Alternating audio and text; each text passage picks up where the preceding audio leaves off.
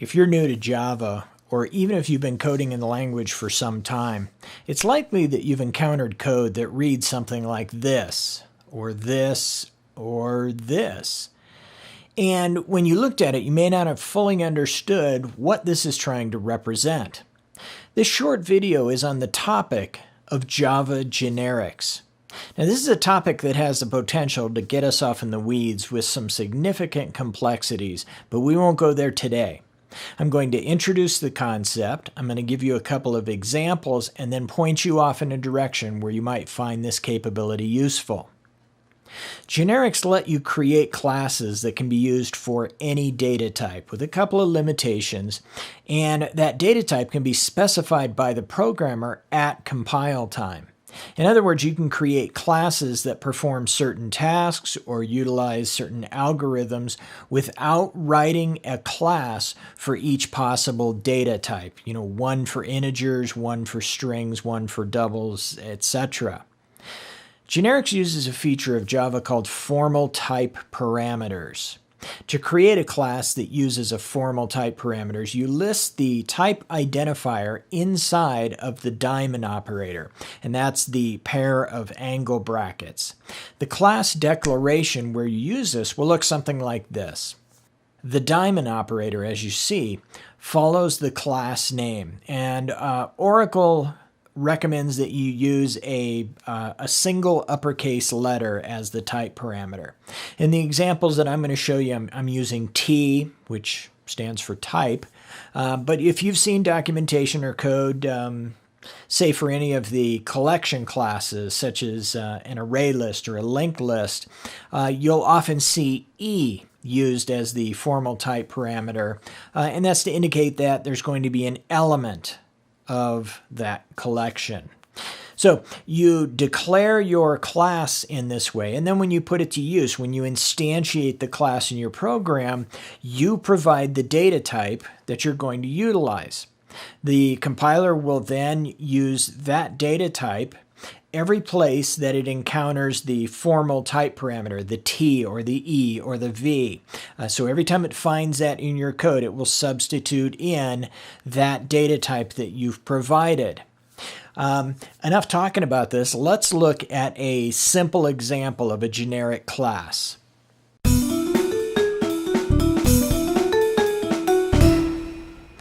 I know. You've never seen such impressive code in all your life. All right, I know there's not much to it, but it serves the purpose of demonstrating what we're trying to accomplish. I have written a generic class called GenClass. The T right here represents the formal type parameter. So every time that the T is encountered through here, the compiler is going to substitute in whatever data type I pass it when I instantiate the class. So just like any other class, I have my data elements, my variables. So my member variable, the only one I'm going to have in this class is T.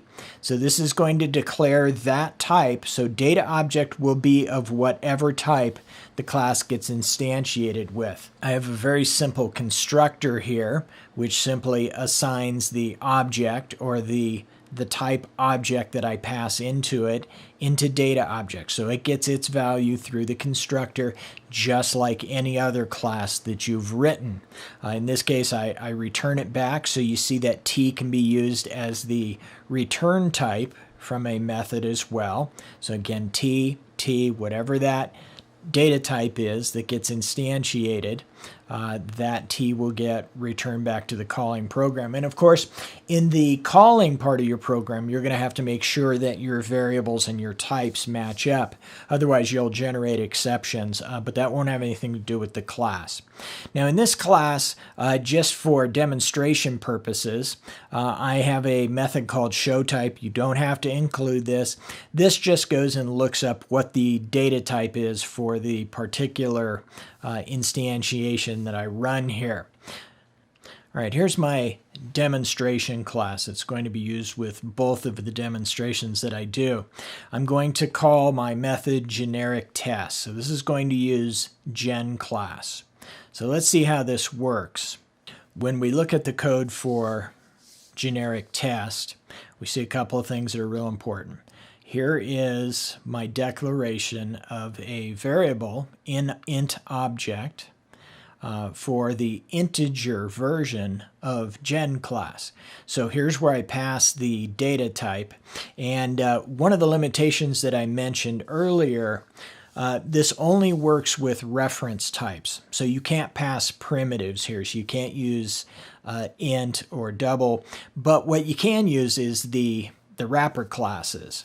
So you want to use integers, use the class-based integers rather than the primitive integers. Okay, so this now becomes the data type for this. So I'm instantiating gen class known as int object, and it is an integer. So everything I do with an integer, I'm going to pass 88 into it. So I'm calling the constructor. Here's my new operator, creating a new instance of that.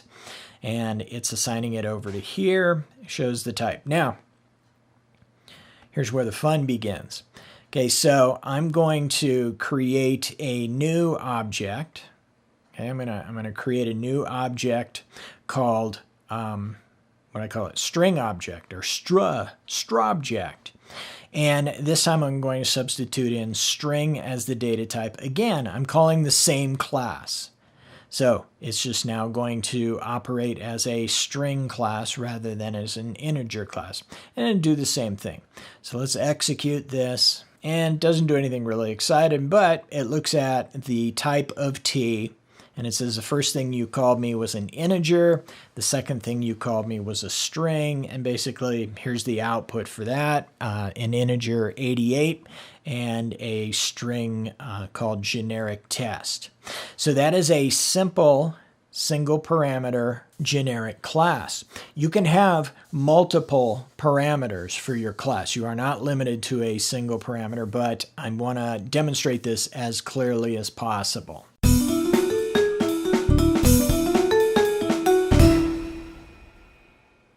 One of the things you want to keep in mind when writing generic classes is to remember that Java is a strongly typed language. And what that means is that the compiler is going to go out of its way to make sure that that everything matches as far as the data types are concerned. So if you try to do an operation on an integer that requires a string or vice versa, it's going to throw an error and create some problems for you. One of the things that you might be concerned about with generic classes is that because your user can pass any kind of data type as the parameter, that you might run afoul of things. Well, the nice thing about generics is that it also offers a way in which you can limit the types of data that can be passed in. One of the ways, actually the way that we do that is shown right here. We're going to create a typed parameter such that it can be limited to a certain class of data. To address this possibility, Java provides bounded types. And what that means is that when you're specifying a type parameter, you can create a bound that tells the compiler what superclass all of the parameters must come from, or all of the type arguments that it can accept must come from. So in the example that we see in front of us here, gen number class, the formal type parameter t extends the superclass number, which means that it will only accept as a valid data type one of the numeric classes. So it can be an integer or a double or such, but you can never pass a string to this class, and we'll see what happens when you try to do so. So when we call this, we type, and the first thing we're going to do is an integer. That's an acceptable class, so we'll run that. The second type is a double. That is a numeric type, and so we'll run that. Now, if I should accidentally try to instantiate a class here, let me show you what will happen. So we'll take the comments off here. And as soon as I do so, as soon as I've passed the string here as the parameter, you see it's going to throw an error over here. So this won't even compile. This will not be a runtime or an exception that you have to catch type of error. This is going to be a compile time error. This will prevent you from doing so before you even get started.